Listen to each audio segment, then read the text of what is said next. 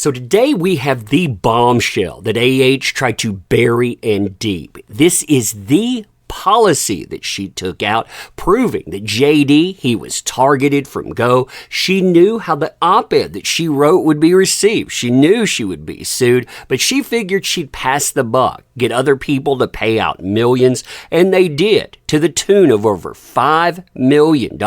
Here's another $1 million being disputed. Like I said, this is the actual policy itself, and it proves what she was doing. Now, you and we're going to talk about this and so much more today, and what is amazing about this documentation is that you can see that the insurance company was probably not aware of the game she was playing. See, she only wanted to be insured of one thing. She would never pay a dime in a courtroom. She could file anything she wanted. She could pick up as many lawyers as she wanted. Other people, they would pick up the tab, and they did. JD was paying out of pocket. She was playing this game right here, and the insurance companies now, they've said, we've had enough. We aren't covering this anymore. Like I said, you and I are going to look at it today. Fun times, huh? Fun times indeed. So, hey there to all you fine folks on this fine day, by the way. I hope you are doing excellently. And talk about an absolute bombshell. I mean, this is something that you were never supposed to find out about. You could tell, too.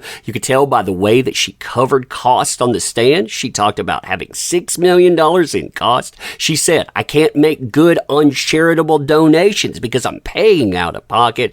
Yeah, she's not paying out of pocket. And like I said, we were never supposed to find out about this. This was one of the biggest things that she had out there, and she tried to bury from the public, and it's coming out because insurers, they're saying enough is enough. Now, hiding costs and perpetuating the charitable donation lie is only part of the reason that they hid this. I mean, it's a big reason, mind you, in my opinion, but only part of it, because there is even a bigger reason, and that reason is that JD and his team, if they would have gotten a hold of this in the courtroom, they would have showcased that she knew what the op-ed would do. It wasn't about her. It was about JD. She knew that all along. You could see it in the earlier drafts, and they were trying to get someone else to foot the bill because they always knew that they were going to get sued.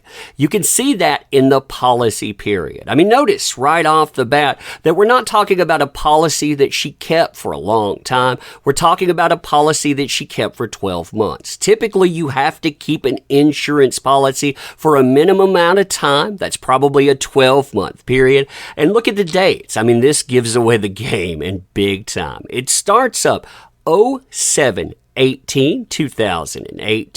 It continues, again, 1 year duration, 2019. Now, as proof of pre-planning, you actually have two things that come up. Number one, 5 months into the policy. I mean, we're talking about almost at the halfway point. You have one of the most important dates for JD as far as his career being wrecked, as far as costing him money, and that's December 2018. Why? Because that is the date that she decided that she was going to launch the Washington Post op-ed.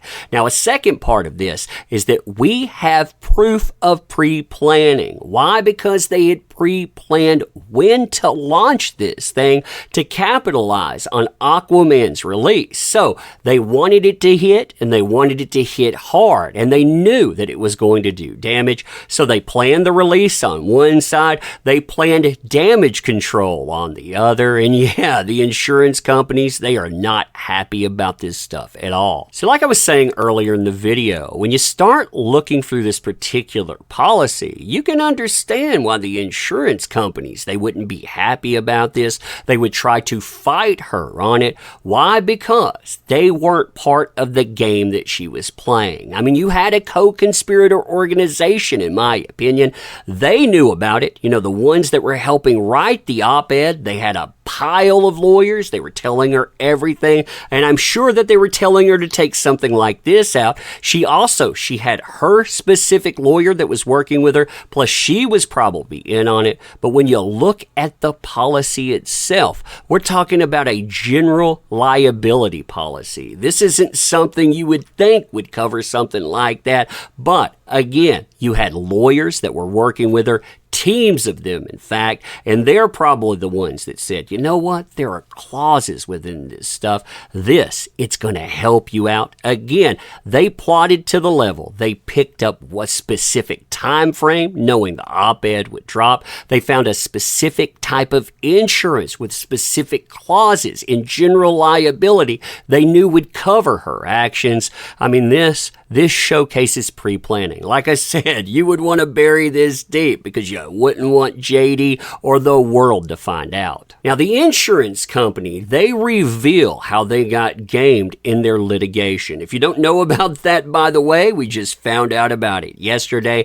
You have one of the insurance companies, they are taking AH to the courtroom saying, you know what, we don't have to pay this. You did this stuff willfully. You did it maliciously. That's what a jury decided. So yeah, we shouldn't have to pay anything. It says it under California law. But in that litigation, they describe what the insurance policy entails. They tell you about certain definitions. Listen to this. This tells you, again, they plotted this stuff. AH and her lawyers, they knew what they were doing all along. So you have the date range here. You have per occurrence limit of liability for $1 million.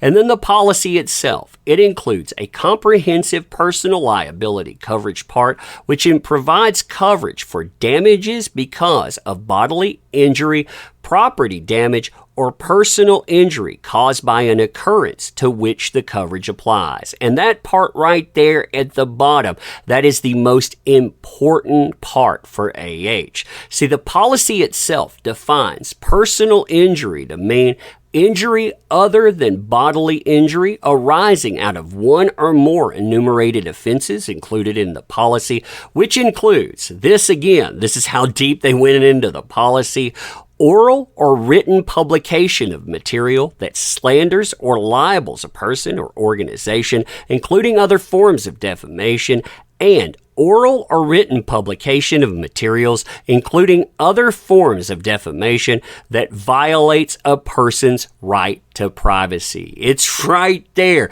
You can think about that. When you start looking through the insurance policy itself, too, you can see that she would have had to have help defining all of that. I mean, if you look up bodily injury, trying to find out how this policy itself defines it, you're not going to get a page of that. You're going to get multiple pages of it. You can see this is all about property damage and bodily injury.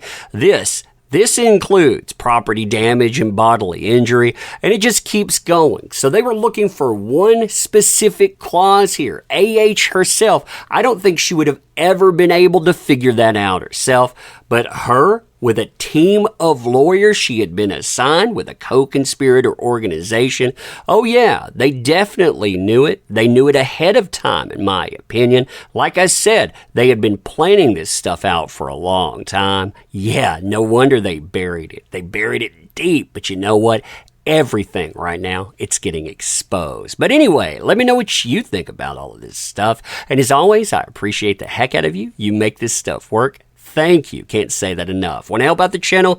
Links in the description. We can always use your help too. This platform, it doesn't really like this subject. But yeah, you being here, biggest help of all. Thank you. Appreciate you. We'll go over this whole thing in a live stream. But thank you again. See you soon.